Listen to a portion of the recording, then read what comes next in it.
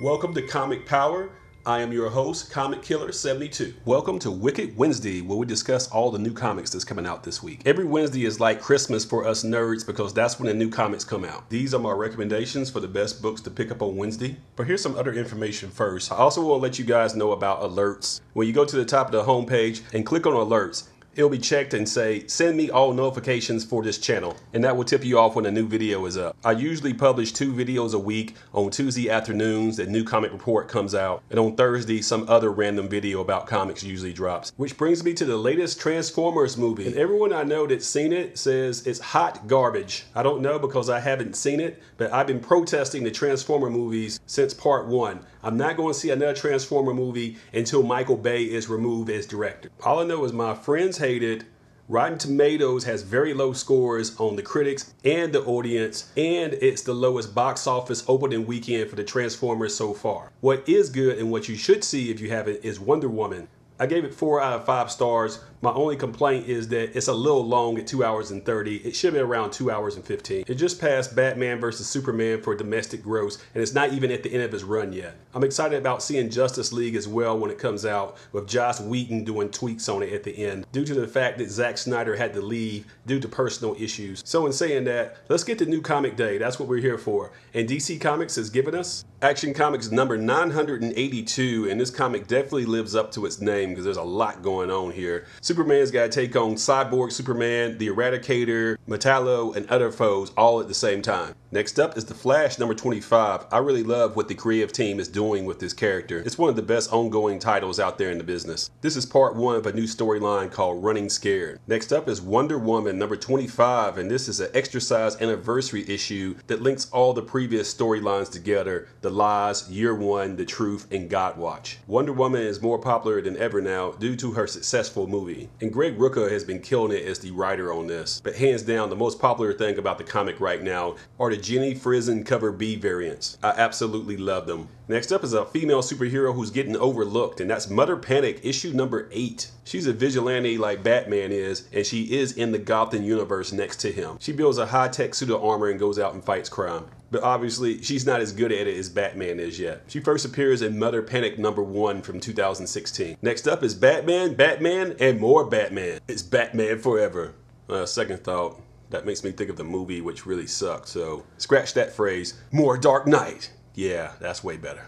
First up is Batman 66 meets Wonder Woman 77. This is the 6th and final issue of this hot miniseries. It's a mashup of the TV series Batman that started in 1966 starring Adam West as Batman and the 1977 Wonder Woman show played by Linda Carter, which gives me just another excuse for showing the 1977 Linda Carter picture in hot pink at the 1977 Emmy Awards. Hey Linda, nice to meet you. As for the comics, it kept to the tone of the TV shows with the intentional campiness, especially on Batman's end, and RIP to Adam West, who passed away earlier this year. He will be missed. Next up is Batman Beyond number 7. This is the feature Batman in the person of Terry McGinnis, and he has to take on Ra's al Ghul. Ra's al Ghul has a very long lifespan, so he's one of the few villains that both the original Batman and the future Batman will both face. Next up is Detective Comics number 959, as he shares the cover with Zatanna, the Mistress of Magic. The artwork on that cover is stunning. It's the work of new up-and-coming artist Yasmine Putri. Her use of realism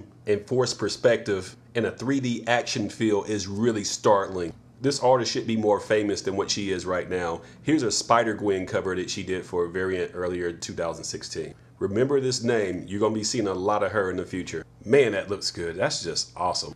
Batman Week continues with Batman in the Shadow, issue number 3 of a 6-part miniseries. The Shadow is a huge influence on Batman, by the way. In this issue, the Joker shows up, so that's even better. If you don't like that cover, there's always the cover B variant shown here. Does the Joker have a Hitler mustache, or is that just a shadow? I can't quite tell. This is co-published with Dynamite Entertainment, by the way. They have the license for the Shadow in the comic book format. Which brings us to Batman Elmer Fudd number 1. This is more of those mashups of the Looney Tunes and DC characters. Both are owned by Warner Brothers, so they can do whatever they want to do. And the results are looking good. It's not Wabbit season, it's Bat season. Elmer Fudd has been a fan favorite for a very long time. time is the chief antagonist to Bugs Bunny. The opera episode with them together is probably one of my favorite cartoons of all time. Elmer Fudd made his first appearance in a cartoon called Egghead Rides Again in 1937. As for the comic, it's a no-brainer. Come on, seriously. It's Elmer Fudd and Batman together. That's just ridiculously funny. That's it for Batman, but we got one more mashup of Looney Tunes and DC together, and that's Jonah Hex meets Yosemite Sam #1. Jonah made his first appearance in All-Star Western #10 in 1972. There was a 2010 film starring Josh Brolin, who's now playing Cable, but it bombed at the box office, making only $11 million on a $47 million budget. Ouch. As for Sam, he's another Bugs Bunny villain, and he made his first appearance in Stage Door Cartoon in 1944.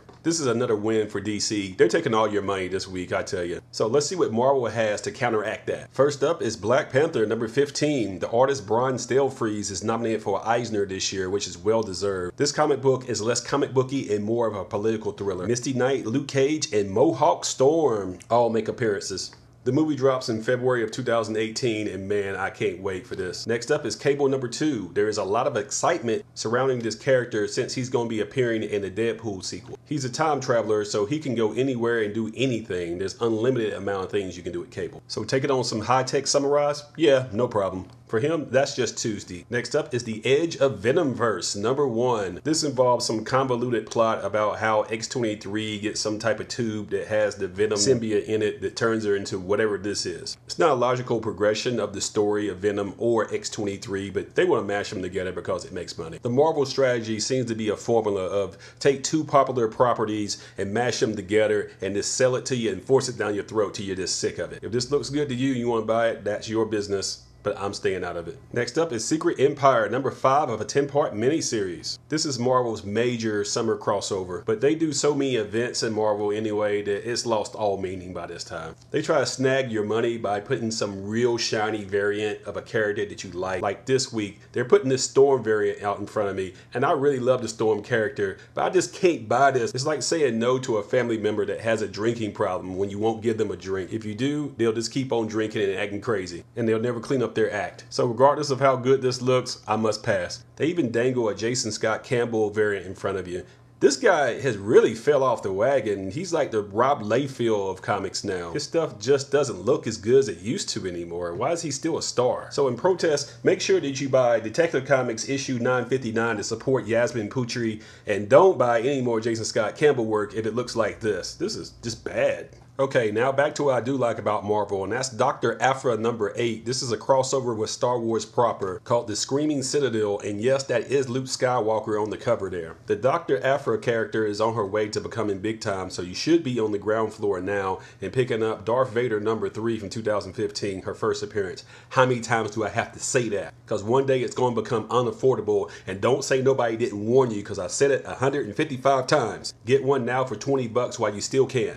All the Star Wars books are shipping with 40th anniversary variant covers too. Star Wars made its debut in 1977, and I was there when it came out. Man, I'm old. Next up is Star Wars Droids Unplugged #1. Luke has a mission for R2-D2, but BB-8 wants to tag along. I imagine this is a mini-series or a one-shot. I didn't see any information about what it was. This appears to be for hardcore Star Wars followers. Next up is Moon Girl and Devil Dinosaur #20. The Girl Moon character was introduced in issue #19, and this is the follow-up to that. It reminds me of Ego from Guardians of the Galaxy. Part 2. Hopefully Girl Moon isn't evil like Ego was. They're also releasing Volume 3 of the Moon Girl trade paperback. This collects issues 13 through 18, where it's revealed that she's the smartest character in the Marvel Universe. Next up is a whole host of Spider-Man reprints that are only $1, including True Believers Amazing Spider-Man #1 from 1963. This is the start of his own ongoing title. Then there's True Believers Peter Parker The Spectacular Spider-Man #1. This is his second ongoing title that was launched in the 1970s. Then there's Miles Morales Spider-Man #1, which was released in 2016. They killed off Ultimate Comics in 2015, and this was his debut in the 616 regular continuity. And all three of these are just $1. They're promoting Spider-Man again with massive oversaturation to promote the upcoming July 7th movie. I'll be there with my popcorn ready, and I know you will be too.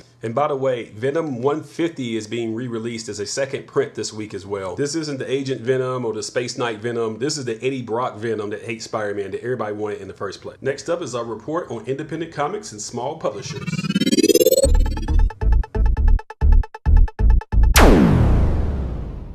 First up is Beautiful Canvas #1 from Black Mass Studios. This is the story of a hit woman who's tasked to kill a little boy, but she refuses to kill the boy. Instead, she rescues him and hits the road, and her boss is not happy about that. I like that premise, and the advanced art looks good. I'll be picking this up. Next up is Medicine #2 from Action Lab Studios. The premise here is that there are down-on-their-luck doctors that are forced to do medical work for supervillains. This project started out as a Kickstarter, and now it's in print, and it's fantastic. I named Medicine #1 the spec pick of the week from May to 10th. The artwork on this title is about a 6, but the writing is a 10. You should give it a chance. Next up is Blank Shot #1 from Dark Horse Comics. If you like Bloodshot or Deathstroke, then this is for you. The only difference is it's an African-American lead character. Next up, and also from Dark Horse, is Conan the Slayer #10. Cullen Bunn is one of the best writers in the game, and he's writing this, and newcomer Sergio Davalia is a beast with the art. You should be picking this up, or at least get a trade to see what's going on. Next up is Blood Brothers #1 from Dynamite Entertainment. This is the story of Diego and Gabriel Solis, and they must protect their city, which is overrun by mythology and fantasy monsters. Next up is Clue #1 from IDW Comics. This is a comic that's based on the board game. You remember those board games? Before there was video game first-person shooter games, there was stuff like board games. You play it with your family. Forget it. Anyway, pick this up if you find this interesting. Next up, and also from IDW Comics, is Call Eternal. This is the same creator who made Conan, Robert E. Howard. That's why the character seems so similar when people look at him. Next up is the Speculation Pick of the Week.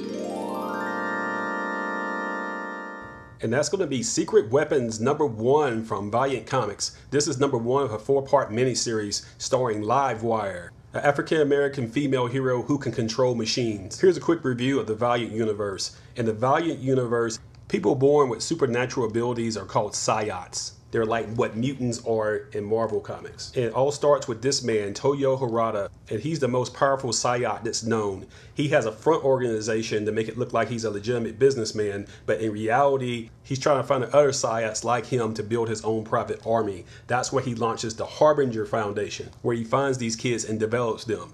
Livewire was one of his best lieutenants, but she turned against him when she found out he was evil, and she joined the Harbinger Renegades to fight against him. Now that he's been outed as an evil mastermind, Toyo Harada has set up base in Somalia, but he still has things that are hidden in America that have to be discovered. So Livewire has been tasked to find these hidden psiots that he has stashed away. And these are going to be the oddball psiots that have powers that Toyo Harada couldn't use as weapons. So he just stashed them somewhere, and that's what she's going to recover. This miniseries is written by Eric Hessier, who's also the screenplay writer for Arrival, the Oscar-nominated movie. He also wrote the first draft for the screenplay for the future Harbinger movie, and he fell in love with the character so much he wanted to do a comic, so they let him.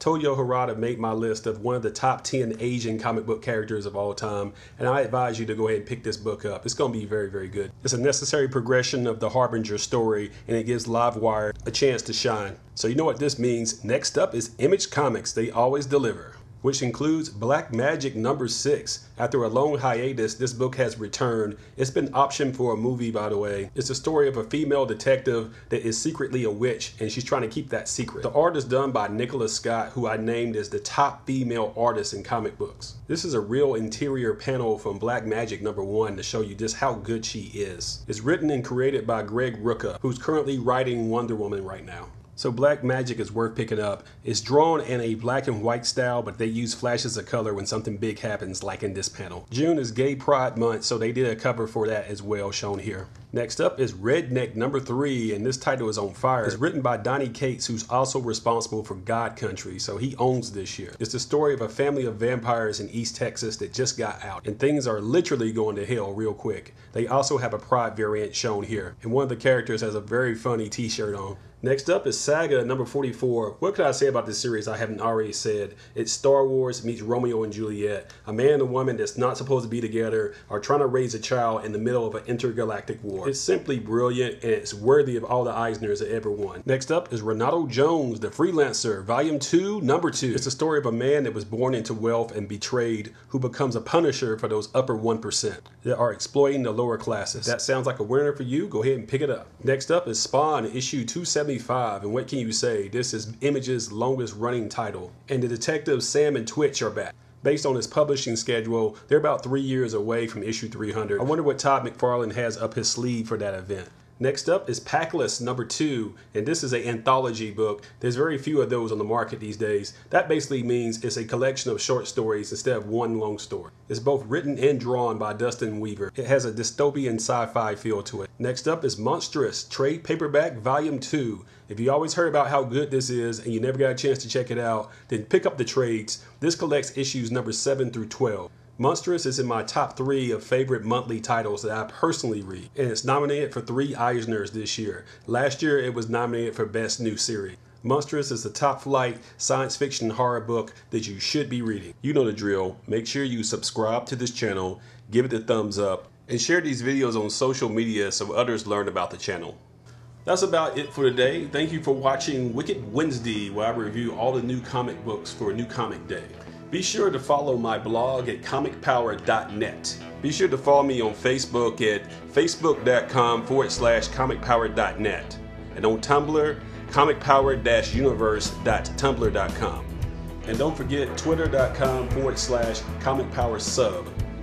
I also sell comics on eBay at this link. This is Comic Killer 72 for Comic Power saying bye-bye.